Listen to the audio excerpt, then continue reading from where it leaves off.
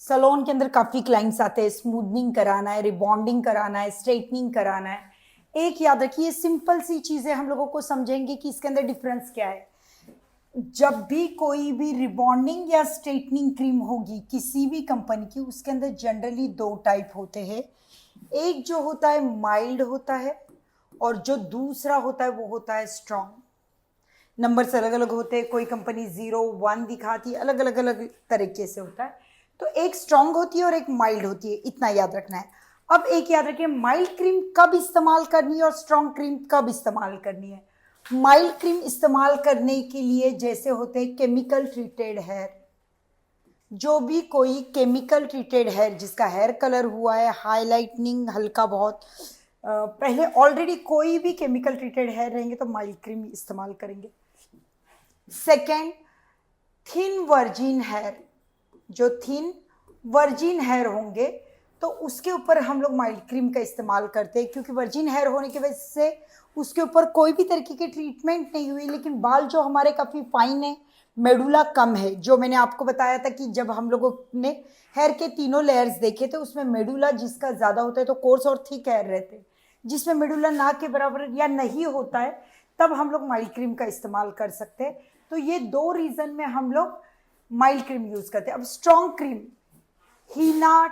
हीना है, जिस किसी बालों में मेहंदी लगी है, हीना लगाए अप्लाई हुआ था पहले से, तो उनके लिए हम लोग स्ट्रॉन्ग क्रीम लेंगे। और सेकंड है thick virgin hair, thick virgin hair जिसके अंदर हम लोगों ने, अगेन बता रही हूँ कि मेडुला अगर ज़्यादा होता है तो हम लोग स्ट्रॉन्ग क्रीम का इस्तेमाल करेंगे। क्लियर। अब एक याद रखिए कि smoothening, rebonding and colour rebonding या कलर स्मूथनिंग, इसके अंदर हम लोग तीन चीज़ें देखेंगे।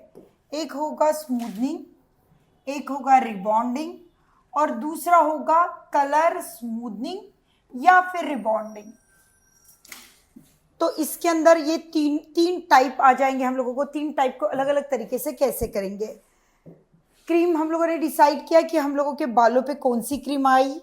जैसे ही क्लाइंट कंसल्टेशन आप करते हो तो आपको पता होना चाहिए कि क्लाइंट कंसल्टेशन के अंदर कि बालों के हिसाब से अगर थिक वर्जिन हेयर या हीना कोटेड हेयर है तो आप स्ट्रॉन्ग क्रीम इस्तेमाल करोगे, और अगर माइल्ड हेयर है मतलब थिन हेयर है या फिर केमिकल ट्रीटेड हेयर है तो आप कौन सी क्रीम इस्तेमाल करोगे, माइल्ड क्रीम। अब ये हम लोगों का एक क्रीम डिसाइड हो गया, ये फाइनल हो गया। अब हम लोगों को डिसाइड करना है स्मूथनिंग, रिबॉन्डिंग या जो भी, ये दोनों को पहले समझते हैं। स्मूथनिंग जिसको नेचुरली स्ट्रेट लुक चाहिए, कैसे चाहिए, नेचुरली स्ट्रेट लुक चाहिए, तब हम लोग स्मूथनिंग करेंगे। और जिसको पोका स्ट्रेट लुक चाहिए, प्रॉपर स्ट्रेट लुक, तब हम लोग करेंगे रिबॉन्डिंग। तो क्लाइंट की रिक्वायरमेंट देखना है हम लोगों को कि स्मूथनिंग चाहिए या रिबॉन्डिंग, ये पहले डिसाइड करेंगे। फर्स्ट हम लोगों ने क्रीम डिसाइड किया, सेकेंड हम लोगों को क्लाइंट की रिक्वायरमेंट के हिसाब से डिसाइड किया स्मूथनिंग करना है या रिबॉन्डिंग करना है। अब डिफरेंस क्या है दोनों में, ये सिंपल सी चीजें देखते हैं। पहली बात, जब स्मूथनिंग करते तो ये वेट हेयर पे क्रीम लगी जाती है, वेट हेयर पे, वेट बालों पर जब क्रीम आप अप्लाई करोगे तो ये हो गया स्मूथनिंग।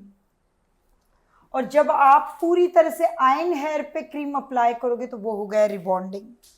तो ये हम लोग प्रोसेस देखेंगे। ये क्लियर हो गया कि गीले बालों पे जब क्रीम लगाएंगे तो आप क्या कर रहे हो, स्मूथनिंग, और जब आप पूरी तरह से आयन हेयर पे क्रीम लगा रहे हो तो क्या कर रहे हो, रिबॉन्डिंग।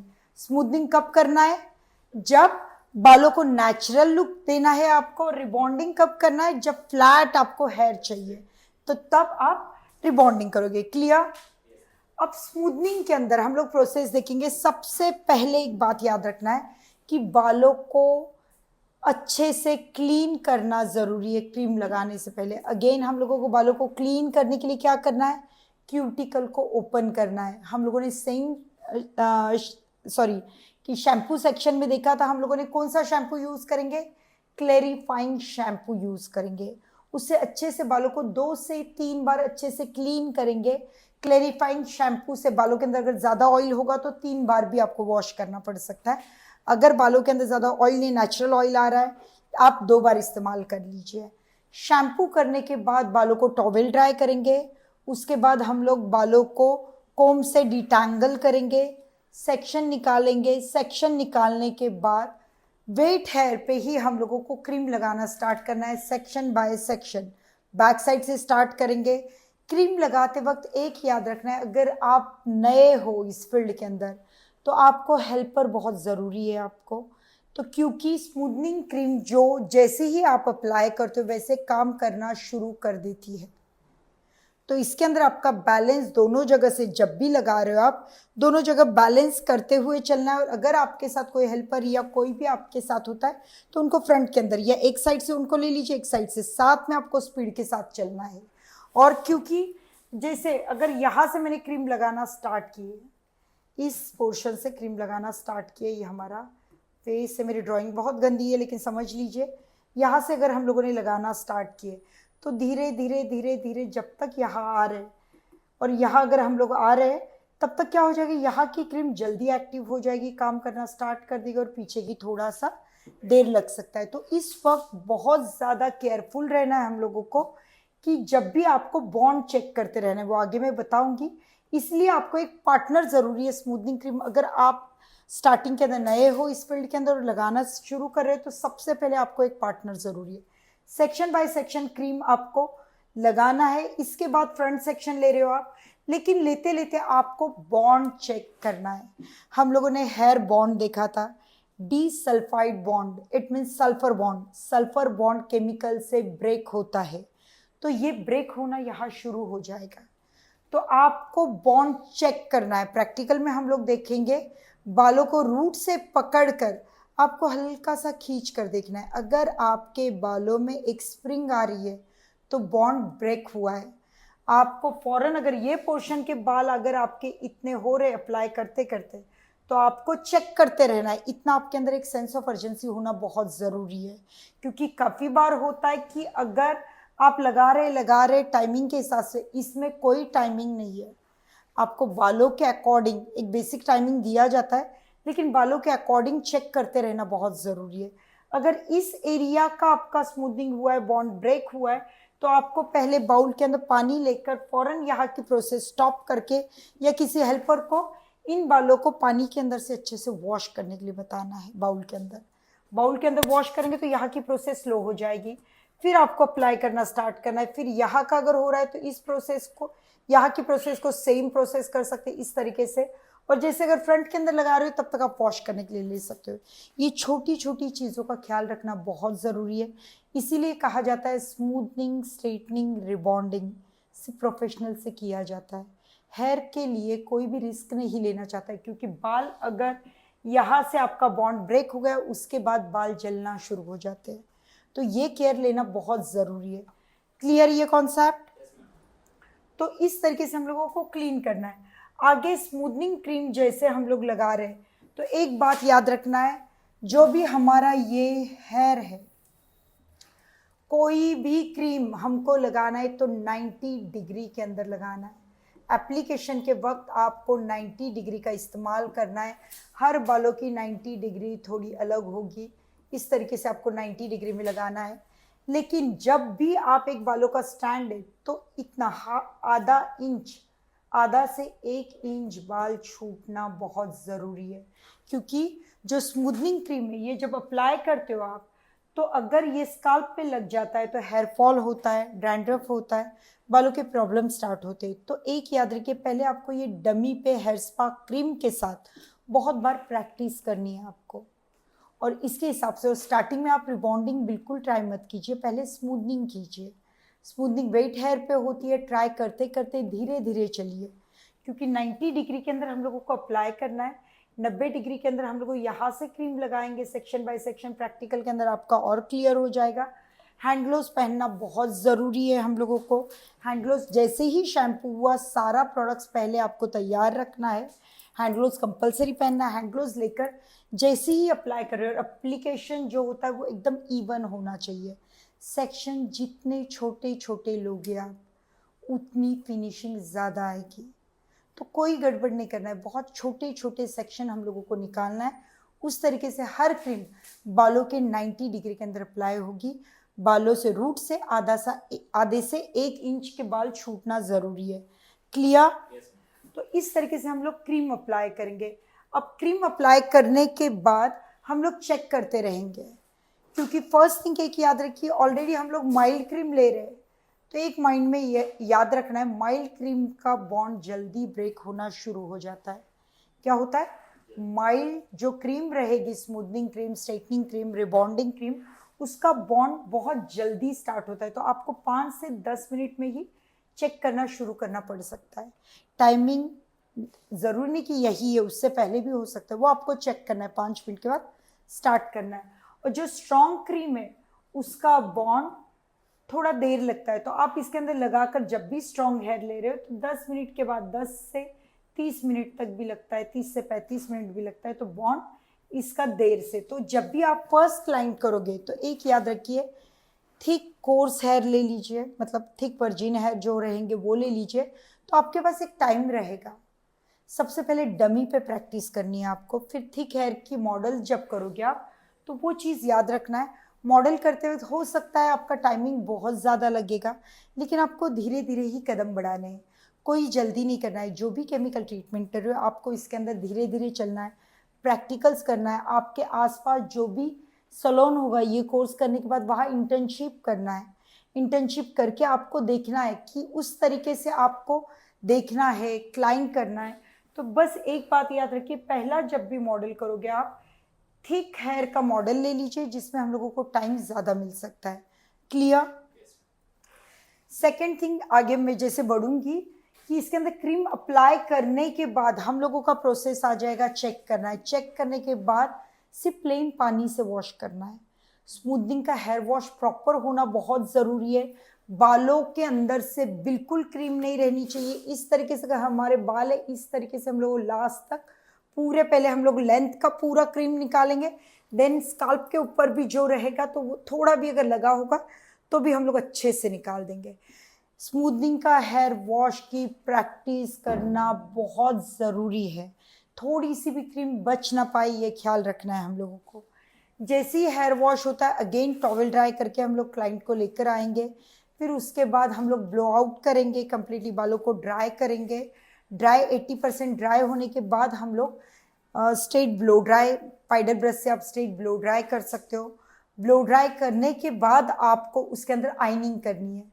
अब आइनिंग के वक्त भी कुछ चीज़ें ख्याल रखनी है आपको। जब भी हम लोग आइनिंग कर रहे हैं, आइनिंग स्ट्रेटनिंग, तो इसमें एक याद रखना है, थिक वर्जिन हेयर रहेंगे, थिक हेयर रहेंगे तो इसके अंदर जो पासेस होंगे वो आप ज़्यादा दे सकते हो।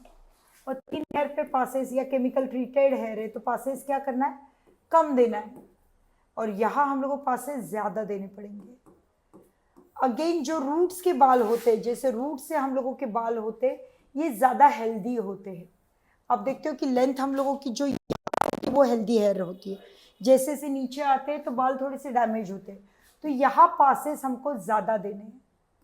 जहाँ हेल्दी हेयर है, क्योंकि बॉन्ड ब्रेक करने का हेल्दी हेयर के पास हम लोग रूट से जो एरिया है हम लोगों का, वहाँ आइनिंग के पासेस ज़्यादा। सिंपल बात बता रही हूँ, ज़्यादा और कम। अब टेम्परेचर की बात आई, जो थिन हेयर या केमिकल ट्रीटेड हेयर रहेंगे, अगेन मैंने बताया 160 से लेके 180 तक का टेम्परेचर रखना है आपको। पासेस 8 to 10 पासेस तक देना है आपको। जहाँ कहीं भी, मतलब ये अगर पूरे बाल पकड़ रहे हैं, यहाँ के हेल्दी हेयर है, थिक हेयर है, तो यहाँ पासेस आप इस तरीके से दोगे थिक, और यहाँ कम पासेस दोगे। क्लियर? जहाँ कहीं भी बाल अगर रहेंगे, या तो किसी के पूरे थिक हेयर है तो आप इसी को कंप्लीटली फॉलो करोगे। और यहाँ जो टेम्परेचर रहेगा थिन हेयर के ऊपर, कम आइनिंग मतलब कम पासेस हम लोग देंगे, 160 से लेके 180 डिग्री देंगे, 8 से 10 पासेस देंगे। थिक वर्जिन हेयर होंगे या हिना कोटेड हेयर होंगे तो पासेस ज़्यादा देंगे हम लोग। और यहाँ टेम्परेचर जो होगा 180 डिग्री से लेके 210 तक का देंगे। क्लियर? इसके बाद जैसे ही हम लोगों ने आइनिंग के मतलब आइनिंग करने के बाद हम लोगों को अप्लाई करना है न्यूट्रलाइजिंग क्रीम। न्यूट्रलाइजिंग क्रीम हम लोग अप्लाई करेंगे, उसके अंदर क्रीम लेंगे हम लोग, और सेक्शन बाय सेक्शन उस वक्त क्लाइंट को, उस आइनिंग के बाद थोड़ा सा ब्रेक देना है, क्लाइंट को ब्रेक दे दीजिए 5-10 मिनट का। उसके बाद क्योंकि क्लाइंट को 15 मिनट तक स्ट्रेट बैठना है, क्योंकि वहाँ शेप आपका, आप उसका मतलब फ्लैट, अगर आपका इंस्ट्रूमेंट जैसे आता है तो वो लगा सकते हो, या तो फिर फ्लैट आपको क्लाइंट को एक छोटी सी चेयर पे लेना है, जो हेयर चेयर है वहाँ से हटाना है, क्योंकि उससे थोड़ा सा वेव आ सकता है। तो आपको स्ट्रेट छोटी सी चेयर पे बिठाना है क्लाइंट को, उनको कहना है कि स्ट्रेट बैठना है और स्ट्रेट पोस्चर में हम लोग क्रीम लगाना स्टार्ट करेंगे। उस वक्त स्पीड से, और न्यूट्रलाइजर जो अप्लाई करेंगे ये रूट्स के साथ स्काल्प पे भी लगा सकते हो आप, ये सेफ होता है तो स्काल्प के ऊपर अप्लाई कर सकते हो। Sorry, neutralising section by section हम लोगों को सेम तरीके से लगाना है। न्यूट्रलाइजिंग क्रीम लगाने के बाद हम लोगों को 15 मिनट तक वैसे ही क्लाइंट को बैठने के लिए कहना है। अगेन हम लोगों को सिर्फ पानी से वॉश करना है, पूरी तरीके से सेम स्मूथनिंग क्रीम की तरह पूरी तरीके से न्यूट्रलाइजिंग क्रीम हम लोग निकालेंगे, वॉश करेंगे अच्छे से। उसके बाद वॉश करने के बाद न्यूट्रलाइजिंग क्रीम निकल जाने के बाद आपको उसके साथ हेयर मास्क लगाना है, जो भी मतलब सल्फेट फ्री लगा सकते हो आप, जो भी हर कंपनी का अलग अलग होम केयर होता है उसके अकॉर्डिंग आपको हेयर मास्क अप्लाई करना है। 10 से 15 मिनट मास्क रहेगा, इमल्सीफाई करते रह सकते हो आप। उसके बाद बालों को प्लेन पानी से वॉश करना है। वॉश करने के बाद अगेन ब्लो ड्राई सेटिंग करना है। ब्लो ड्राई सेटिंग करके पाइडल ब्रश से स्ट्रेट ब्लो ड्राई देना है और सीरम लगाना है आपको। क्लियर, ये हो गया स्मूथनिंग। लेकिन अगर रिबॉन्डिंग कर रहे तो क्या फ़र्क है? स्मूथनिंग में हम लोगों ने देखा वेट हेयर पे लगाया, रिबॉन्डिंग में फ़र्क ये है कि वेट हेयर पे नहीं लगाना है, आपको लगाना है पहले बाल जैसे वॉश कर दिया हम लोगों ने, वॉश के बाद ब्लो ड्राई करना है, पाइडल ब्रश से ब्लो ड्राई करना है, फिर उसके बाद आइनिंग करना है। आइनिंग के ऊपर स्ट्रेटनिंग क्रीम लगेगी आपकी क्लाइंट के अकॉर्डिंग। स्ट्रेटनिंग क्रीम लगने के बाद उसके बाद आपको वॉश करना है, बॉन्ड चेक करके। वॉश करने के बाद अगेन हम लोग ब्लो ड्राई करेंगे, पाइडल ब्रश से ब्लो ड्राई करेंगे, फिर उसके बाद हम लोग अगेन आइनिंग करेंगे। वो आइनिंग करने के बाद हम लोग न्यूट्रलाइजिंग लगाएंगे। इसमें फ़र्क इतना ही है स्ट्रेटनिंग और रिबॉन्डिंग के अंदर, बस सिंपल सी बात, सॉरी स्मूथनिंग और रिबॉन्डिंग के अंदर, इसके अंदर गीले बालों पे क्रीम लगेगी, इसमें आइनिंग वाले बालों पे क्रीम लगेगी। और इसके अंदर जो लास्ट का वॉश होता है ये ब्लो ड्राई करके आप सीरम लगा कर भेज सकते हो, ब्लो ड्राई सेटिंग करके सिर्फ सीरम लगा कर भेज सकते हो। यहाँ जो है आपको पूरी तरह से लास्ट में भी आइनिंग का टच देना है, आइनिंग करना ही है प्रॉपर। ये फर्क है स्मूथनिंग एंड रिबॉन्डिंग के अंदर। क्लियर? मेरे हिसाब से आप लोगों का स्मूथनिंग और रिबॉन्डिंग क्लियर हुआ है? ओके। काफ़ी वक्त क्लाइंट होता है कि जैसे वो लोग कहते हैं हम लोगों को कि स्मूथनिंग के साथ कलर भी करना है, ग्रे हेयर है, तब क्या करोगे आप? क्योंकि 2 केमिकल ट्रीटमेंट हम लोग एक साथ नहीं कर सकते, कम से कम 1 महीने का गैप होना बहुत ज़रूरी है। उस वक्त हम लोग करते हैं कलर स्मूथनिंग या फिर रिबॉन्डिंग। अब ये किस तरीके से करेंगे, इसके लिए अलग अलग प्रोसेस करने की ज़रूरत नहीं है। हम लोग जब न्यूट्रलाइजिंग क्रीम लगाते हैं सेकेंड आइनिंग के बाद, उसके अंदर ही हम लोगों को सेमी परमानेंट कलर, जो हम लोगों ने थोड़ी देर पहले देखा है, वो सेमी परमानेंट कलर जो अमोनिया फ्री होता है हम लोगों को न्यूट्रलाइजर के साथ मिक्स करना है। सेमी परमानेंट कलर जो भी बेस कलर होगा उसके अंदर 1 से लेके 4 नंबर तक, उससे ग्रे हेयर जो भी है वो भी छुप जाएंगे और क्लाइंट का एक रिक्वायर्ड रिजल्ट भी आ जाता है। इसका जो रेशियो रहेगा, जो कलर रहेगा ये 1 रहेगा और न्यूट्रलाइजर रहेगा वो 2 रहेगा। तो इस तरीके से हम लोग मिक्सिंग करके, इसमें कोई डेवलपर ऐड करने की ज़रूरत नहीं है क्योंकि ऑलरेडी बॉन्ड हम लोगों का ओपन है, क्यूटिकल खुला हुआ है। उसके अंदर बस न्यूट्रलाइजिंग क्रीम जब सेट कर रहे हैं हम लोग, जब 15 मिनट बैठना है, उसी वक्त आपको उसके अंदर क्रीम सेमी परमानेंट कलर का जो भी बेस कलर 1 से लेकर 4 नंबर तक का बेस कलर मिक्स कर सकते हैं। रेशो जो क्रीम का रेशो रहेगा वो 1 रहेगा, न्यूट्रलाइजिंग का रेशो 2 रहेगा। 1:2 के रेशो में अप्लाई करना है, 15 मिनट्स रखना है, सेम वॉश, आगे की सेम प्रोसेस। सही लग रहा है आपको कि काफ़ी टाइम बच जाता है, हर चीज़ बच जाता है और उस तरीके से कर सकते हैं? क्लियर? ओके।